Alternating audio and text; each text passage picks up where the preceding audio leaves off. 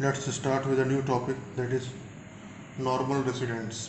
ठीक है, domestic income के बाद जो है जो अगला टॉपिक है जो बहुत इम्पोर्टेंट है कंसेप्चुअल पॉइंट ऑफ व्यू से, हम नेशनल इनकम एग्रीगेट्स पढ़ रहे हैं, तो उसमें सबसे अगला टॉपिक है नॉर्मल रेसिडेंट्स। नॉर्मल रेसिडेंट्स किसे कहते हैं और इसकी इम्पोर्टेंस क्या है नेशनल इनकम काउंट करने में, आज इसको हम पढ़ने की समझने की कोशिश करते हैं।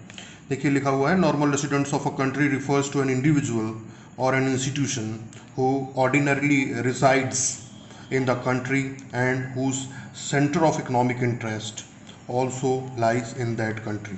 ठीक है, तो यहाँ पे दो चीज़ें लिखी हुई हैं। नॉर्मल रेसिडेंट कोई भी वो बंदा या इंस्टीट्यूशन हो सकता है जो उस कंट्री में रहता हो और जिसका सेंटर ऑफ इकोनॉमिक इंटरेस्ट जो है वो उस कंट्री में हो। ठीक है, अब यहाँ पर दो चीज़ें हैं। पहली चीज़ तो आप, मैंने जो कुछ पॉइंट्स में इसको बनाया है जो आपको याद करने में और समझने में आसानी देंगे। सबसे पहले तो ये है कि नॉर्मल रेसिडेंट में इंडिविजुअल्स भी होते हैं और इंस्टीट्यूशंस भी होते हैं। रेसिडेंट का मतलब ये कभी मत समझ लेना कि यहाँ पर केवल इंडिविजुअल्स की ही बात हो रही है, केवल व्यक्तियों की ही बात हो रही है। ये मिसकंसेप्शन दिमाग में नहीं होना चाहिए। यहाँ पर हम किसी इंस्टीट्यूशन की बात भी कर सकते हैं, किसी संस्था की भी बात कर सकते हैं। इंस्टीट्यूशन का मतलब यहाँ पर ये है। अब यहाँ दूसरा टर्म इन्होंने यूज़ किया है, देखिए यहाँ लिखा है सेंटर ऑफ इकोनॉमिक इंटरेस्ट। इसका क्या मतलब है? सेंटर ऑफ इकोनॉमिक इंटरेस्ट का मतलब है, दो चीज़ें हैं। देखिए लिखा हुआ है, सेंटर ऑफ इकोनॉमिक इंटरेस्ट का मतलब है कि वो बंदा जो है वो हमारी डोमेस्टिक टेरिटरी में रहना चाहिए। ठीक है, द रेसिडेंट्स लिव और is located with in the domestic territory. ठीक है, इसको मैं बाद में इलेबोरेट करूंगा। दूसरी चीज़ ये कि सेंटर ऑफ इकोनॉमिक इंटरेस्ट का मतलब, सेंटर का मतलब होता है कि केंद्र। सेंटर का मतलब हुआ केंद्र, यानी कि जिसके आसपास सारी एक्टिविटीज़ हों। सेंटर ऑफ इकोनॉमिक इंटरेस्ट का मतलब ये हुआ कि उस बंदे का जो रहना है, जो उस बंदे का जो सेंटर है वो हमारी कंट्री में होना चाहिए। अब इकोनॉमिक इंटरेस्ट का क्या मतलब है ये भी देख लेते हैं। अगला टर्म है 10। देखो, the residents carries out it's basic economic activities of earnings, spending and accumulation from that location. ठीक है, वो बंदा उस डोमेस्टिक टेरिटरी में रह रहा हो, वहीं पर अर्न करे, वहीं पर खर्च करे और वहीं पर जो है सेव करे, तो वो बंदा क्या कहलाएगा? वो बंदा कहलाएगा नॉर्मल रेसिडेंट। ठीक है, ये समझ में आ गई बात। ये पहली बात ये कि वो बंदा जो है वो उस डोमेस्टिक टेरिटरी में रहना चाहिए। दूसरी बात ये कि वहीं पर अर्न करना चाहिए, वहीं पर सेव करना चाहिए। ठीक है, और वहीं पर स्पेंड करना चाहिए। ठीक है, वहीं पर अर्न करना चाहिए, वहीं पर खर्च करना चाहिए और वहीं पर सेव करना चाहिए, तो ऐसा बंदा नॉर्मल रेसिडेंट कहलाएगा। ठीक है, अब यहाँ पे देखिए जो पहला पॉइंट लिखा है, द रेसिडेंट लिव्स और is located with in the domestic territory. वो बंदा जो है डोमेस्टिक टेरिटरी के अंदर रहे। अब ये क्वेश्चन आता है कि डोमेस्टिक टेरिटरी के अंदर कितने दिनों से रह रहा है या कितने दिनों के लिए रहे तो उसको हम नॉर्मल रेसिडेंट माने। तो इसका भी आंसर नीचे लिखा हुआ है कि यहां पर दो कंडीशन है। Stay in the country should be more than a year. वो बंदा उस डोमेस्टिक टेरिटरी में कम से कम 1 साल से ज्यादा समय से रह रहा हो। अगर वो बंदा 1 साल से ज्यादा समय से रह रहा हो तो वो बंदा क्या कहलाएगा? वो बंदा आपका नॉर्मल रेसिडेंट कहलाएगा। ठीक है, समझ में आ गई बात ये? तो ये हो गया हमारा 10 देयर। अब दूसरी कंडीशन क्या है, इसको थोड़ा सा इंटरेस्ट ऑफ और जो रुकने का जो क्राइटेरिया है, रुकने का जो कारण है, वो कारण क्या होना चाहिए? वो इकोनॉमिक होना चाहिए। रुकने का कारण का मतलब अभी आपको थोड़ा और आगे ले जाएंगे तो आपको समझ में आएगा। ठीक है, interest of staying in the country should be economic. ठीक है, इसको मैं और आगे क्लियर करूंगा। उसके बाद है, national income has been defined as the sum of the factor incomes earn by the normal residents of a country. ये बहुत इंपॉर्टेंट लाइन है। ठीक है, national income has been defined as the sum of factor income. अब factor income कहां से मिली? Factor income किसको बोलते हैं? फैक्टर इनकम का मतलब यहां पर यह हो रहा है कि फैक्टर्स ऑफ प्रोडक्शन से जो इनकम मिले वो फैक्टर इनकम है। ठीक है। लैंड से हमें रेंट मिले, लेबर से हमें वेजेस मिले, ठीक है, सैलरीज मिले, ठीक है।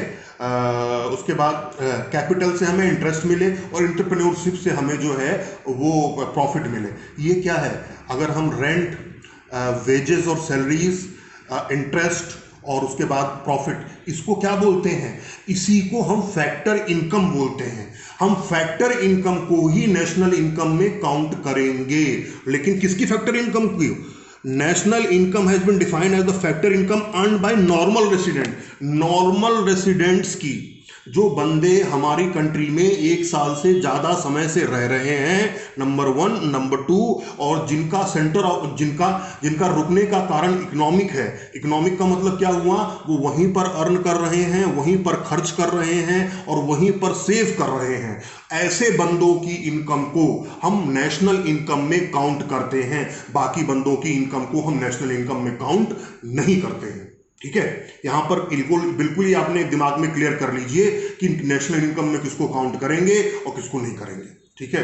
हो सकता है आपके एग्जाम में ये क्वेश्चन पूछ लिया जाए। देखो अब यहाँ पे नीचे लिखा भी हुआ है, following are not included under the category of normal residents.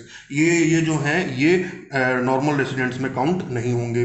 Foreign tourist हैं, विजिटर्स हैं, visit a country for recreation, holidays, medical treatment, study, sports, conferences. ठीक है। अगर कोई बंदा जो है फॉरेन से आ रहा है घूमने के लिए, ताज घूमने आ रहा है, ठीक है, या हमारे यहाँ कश्मीर या उत्तराखंड में भी कोई जगह घूमने आ रहा है, तो क्या वो एक साल रुका? नहीं। क्या ये यहाँ पर अर्न कर रहा है, सेव कर रहा है? यही स्पेंड तो कर रहा है, मानते हैं, लेकिन यहाँ पर अर्न कर रहा है? नहीं कर रहा है। यहाँ पर क्या कहते हैं, सेव कर रहा है? नहीं कर रहा है, केवल यहाँ पर स्पेंड कर रहा है। ठीक है। तो जो यहाँ घूमने आ रहे हैं टूरिस्ट, उनको काउंट नहीं करेंगे। मेडिकल ट्रीटमेंट वो भी यही है, यहाँ पर स्पेंड तो कर रहा है लेकिन यहाँ पर अर्न नहीं कर रहा है। क्या स्टडी करने अगर बंदा आया हुआ है तो वो भी यहाँ पर जो है केवल पढ़ने आया है, यहाँ पर स्पेंड करने आया है, यहाँ पर अर्न करने नहीं आया है, सेव करने नहीं आया है। ठीक है। स्पोर्ट्स और कॉन्फ्रेंसेस वगैरह सब इसमें नहीं आएंगे। ठीक है। उसके बाद फिर अगला है फॉरेन स्टाफ ऑफ एम्बेसीज। जो एम्बेसीज होती हैं हमारी, वो मैंने आपको पिछले लेक्चर में बताया था। Foreign staff of embassies, official, diplomats and members of the armed forces of foreign country located in the given country. ठीक है। मतलब एम्बेसी के एम्प्लॉयज़ जो हैं, ऑफिशियल्स जो हैं, ठीक है, डिप्लोमेट्स और मेंबर्स और आर्म्ड और फॉरेन कंट्री की कोई फौज के कोई बंदे हैं, तो वो भी जो हैं, जो आ रहे हैं, चाहे वो साल भर से ज़्यादा समय के लिए रुकें, वो सब के सब जो है हमारे नॉर्मल रेसिडेंट्स में नहीं आएंगे। ठीक है। जैसे अभी आप ऐसे समझ लो कि राफेल जो है, राफेल आने वाला है इंडिया में जो है, तो अब वो जब आएगा तो उसकी ट्रेनिंग देने के लिए, तो फ्रांस से उसको हमने ख़रीदा है, तो उसकी ट्रेनिंग देने के लिए 2-3 बंदे बाहर से, जिस कंट्री से हमने उसको ख़रीदा है, फ्रांस से, वो आएंगे, साल भर रहेंगे। लेकिन क्या हम उसको अपने नॉर्मल रेसिडेंट में काउंट करेंगे? बिल्कुल काउंट नहीं करेंगे, क्योंकि वो उसका पार्ट नहीं होता है। ठीक है। उसके बाद फिर थर्ड पॉइंट है, सी पॉइंट है, international organisations like UNA, WHO are not considered as normal residents of the country in which they operate. ठीक है। They are treated as normal resident of the international area. ठीक है। UNO, WHO, UNICEF, ठीक है, international labour organisation, इस type की जितनी भी इंटरनेशनल ऑर्गेनाइजेशंस हैं, जितनी भी इंटरनेशनल इंस्टीट्यूशंस हैं, ये कभी भी नॉर्मल रेसिडेंट नहीं होंगी जिस कंट्री में इनका ऑफिस है। ठीक है। ये अपने दिमाग में आप बैठा लो। जैसे अब दिल्ली में जो है यूनिसेफ का ऑफिस है, UNO का ऑफिस है, तो इसका मतलब ये नहीं है कि ये इंडिया का नॉर्मल रेसिडेंट हो गए। इसका मतलब ये नहीं कि इंडिया के नॉर्मल रेसिडेंट हैं, बल्कि ये नॉर्मल रेसिडेंट कहाँ के हैं? अगर ये अमेरिकन है, अगर ये इंस्टीट्यूशंस अमेरिका में इसका हेड ऑफिस है, तो ये अमेरिकन ही कहलाएंगे। इनकी जो भी इनकम होगी वो इनकम अमेरिका की नेशनल इनकम में काउंट होगी। इंडिया की नेशनल इनकम से UNO के इनकम का लेना देना नहीं है, WHO का लेना देना नहीं है। जो इसकी ओरिजिन कंट्री होगी उसकी नेशनल इनकम में काउंट होंगे, उनके लिए नॉर्मल रेसिडेंट्स, उनके लिए ये नॉर्मल रेसिडेंट्स कहलाएंगे। ठीक है। ये आपके समझ में आ गया होगा। ठीक है। उसके बाद फिर अगला है point D, employees of international organisation are considered as normal resident of the country to which they belong and not of the international area. ठीक है, for example America working in UNO office located in India will be treated as normal residents of America. ठीक है, और इन जैसे मैं आपसे कह रहा हूँ यूएनओ, WHO, यूनिसेफ, ऐसे जो इंटरनेशनल ऑर्गेनाइजेशन में काम करने वाले विदेशी बंदे होते हैं, अगर उनका टेन्योर, अगर उनका रुकना वहां पर 1 साल से कम समय का है, तो वो जिस कंट्री से आए हैं उसी कंट्री के नॉर्मल रेसिडेंट कहलाएंगे। जैसे सपोज करो कि यूएनओ का ऑफिस है दिल्ली में, अब यूएनओ का ऑफिस दिल्ली में है और वहां पर काम कौन कर रहा है, वहां पर एक अमेरिकन बंदा काम कर रहा है। हाँ, अमेरिकन बंदा अगर 10 महीने काम कर रहा है, 11 महीने काम कर रहा है, तो वो कहाँ का बंदा कहलाएगा, वो बंदा कहलाएगा अमेरिका का। ठीक है, लेकिन इन केस वो बंदा जो है वो 15 महीना या 16 महीने काम कर रहा है, कहने का मतलब 1 साल से ज़्यादा समय से काम कर रहा है किसी इंटरनेशनल इंस्टीट्यूशन में, तो फिर वो बंदा जिस कंट्री में ऑफिस है उस कंट्री का नॉर्मल रेसिडेंट कहलाएगा। ठीक है, जिस कंट्री से ओरिजिन है उस कंट्री का वो नहीं कहलाएगा। ठीक है, ये आपके समझ में आ गया होगा। कहने का मतलब क्या है, कोई भी विदेशी बंदा अगर किसी MNC, किसी भी इंटरनेशनल इंस्टीट्यूशन में का एम्प्लॉय होते हुए जिस कंट्री में ऑफिस है उस कंट्री में काम करते हुए अगर एक साल का टाइम वो पास करता है, 1 साल से ज़्यादा समय तक रुकता है, तो वो उस कंट्री का नॉर्मल रेसिडेंट कहलाएगा, ना कि कंट्री ऑफ ओरिजिन का। ठीक है, ये आपके समझ में आ गया होगा। उसके बाद फिर अगला है E, crew members of foreign vessels, commercial travellers and seasonal workers provided their stay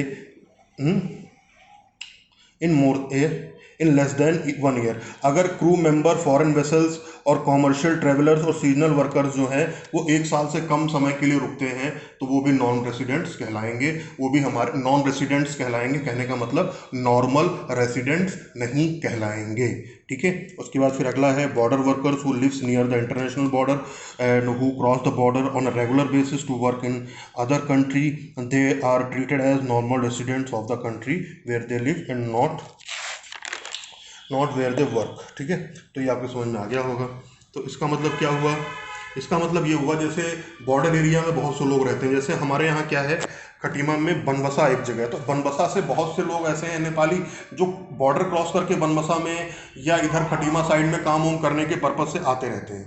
तो वो कहाँ के नॉर्मल रेसिडेंट हैं, अर्न तो यहीं करने आते हैं, ठीक है, शायद यहीं पे खर्च भी करते हों, लेकिन सेफ कहाँ करते हैं, नेपाल में जाके करते हैं, महेंद्र नगर में जाके करते हैं। तो वो कहाँ के रेसिडेंट होंगे, वो नॉर्मल रेसिडेंट होंगे। देखिए मैंने पीछे भी लिखा हुआ, पीछे जो बना हुआ है, तो are treated as normal residents of the country where they live, जहाँ पर वो रहते हैं वहाँ के वो नॉर्मल रेसिडेंट होंगे, ना कि वहाँ के जहाँ पर वो काम करते हैं। कहाँ वो रहते हैं महेंद्र नगर में, काम कहाँ करते हैं, बनबसा में, तो वो बनबसा यानी कि इंडिया के नॉर्मल रेसिडेंट नहीं होंगे, बल्कि रहते अगर वो महेंद्र नगर में हैं, रहते अगर वो नेपाल में हैं, तो फिर वो नेपाल के नॉर्मल रेसिडेंट होंगे, इंडिया के नहीं होंगे। ठीक है, ये आपके समझ में आ गया होगा कुछ।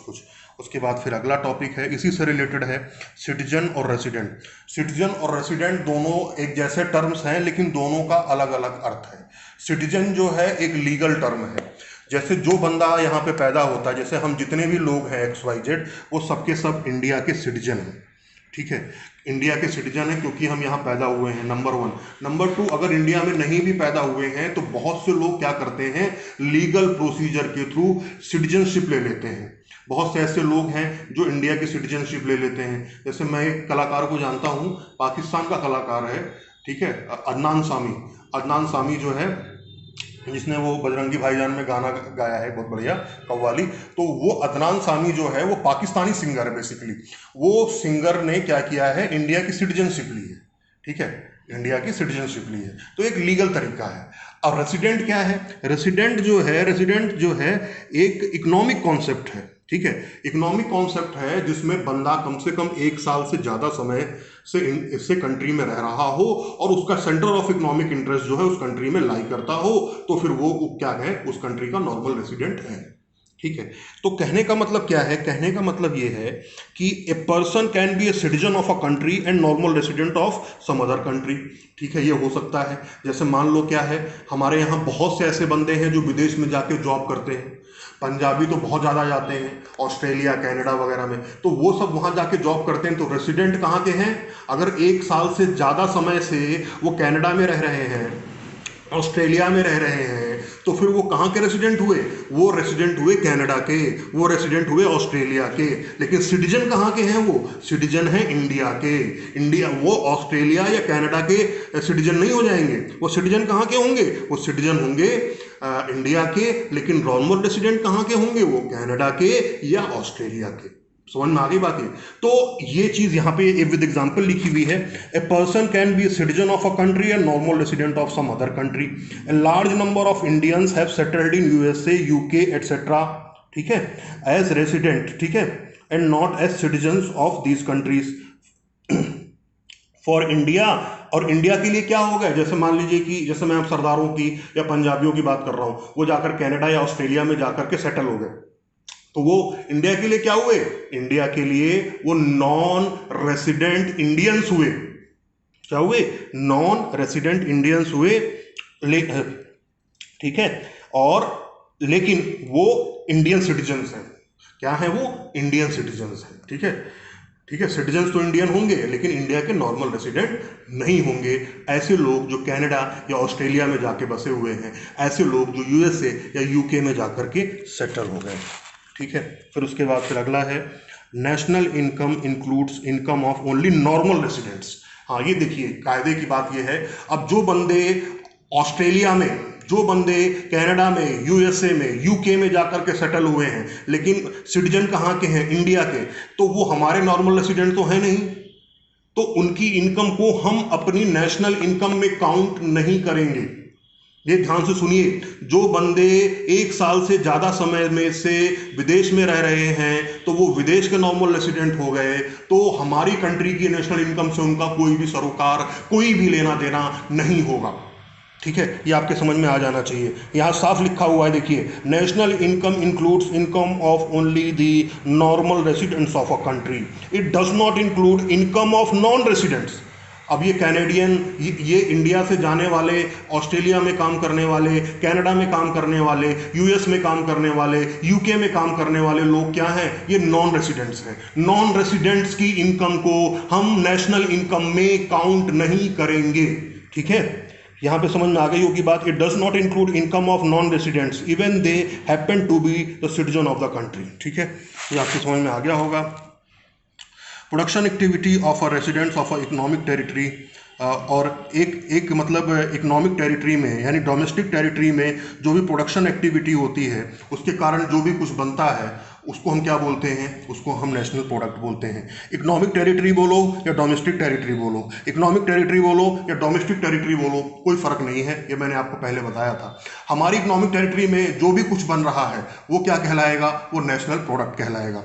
नेशनल प्रोडक्ट को अगर हम मॉनेटरी टर्म्स में कन्वर्ट कर दें, ये मैंने लिखा नहीं है नोट्स में, फिर भी मैं आपको बता रहा हूँ, नेशनल प्रोडक्ट को अगर हम पैसे के टर्म्स में, मॉनेटरी टर्म्स में कन्वर्ट कर दें तो उसको क्या बोलेंगे? उसको बोलेंगे नेशनल इनकम।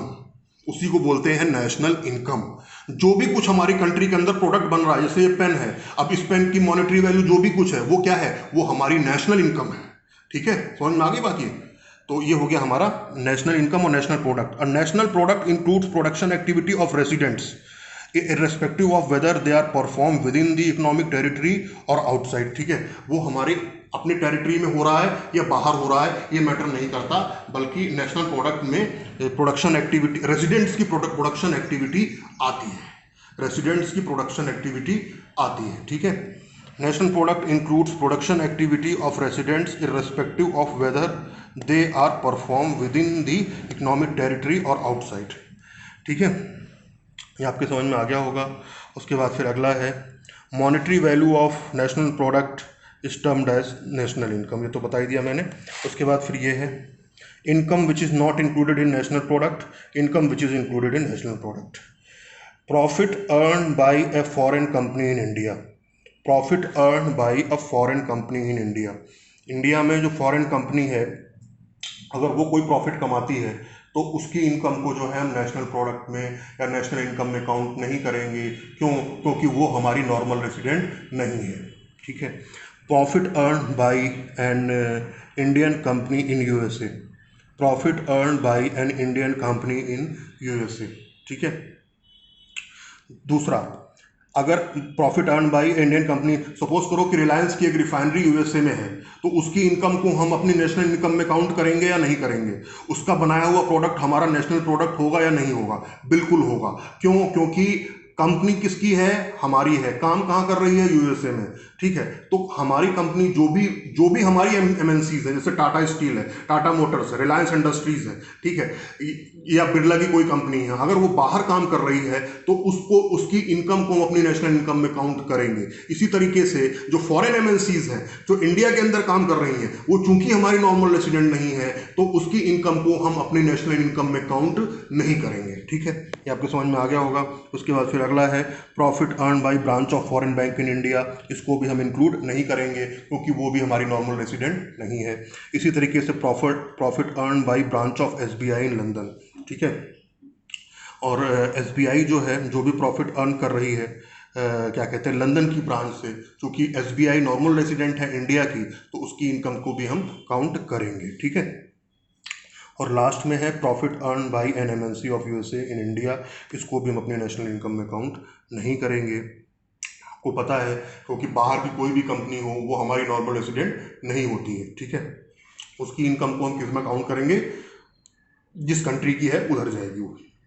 ठीक है। अगर यूएसए की एमएनसी है तो उससे होने वाली इनकम जो है वो यूएसए की नेशनल इनकम में आएगी। ठीक है। या किसी और कंट्री की है तो उसकी नेशनल इनकम में आएगी। ठीक है। और इस लास्ट एग्जांपल है rent paid by an embassy of Russia in India to an Indian resident. ठीक है। इंडियन रेसिडेंट को जो है, कोई रशियन एम्बेसी है, वो इंडियन रेसिडेंट को अगर रेंट पे कर रही है तो वो किसकी इनकम में आएगा? वो हमारी इनकम में आएगा। क्यों? क्योंकि जिस बंदे को पे कर रहे हैं वो बंदा हमारा नॉर्मल रेसिडेंट है। ठीक है। इस तरीके से आपको बहुत हद तक क्लियर हो गया होगा, आई होप। ठीक है। वीडियो समझ में आया या नहीं आया, प्लीज़ आप लोग बताइएगा और देखिएगा। Thank you.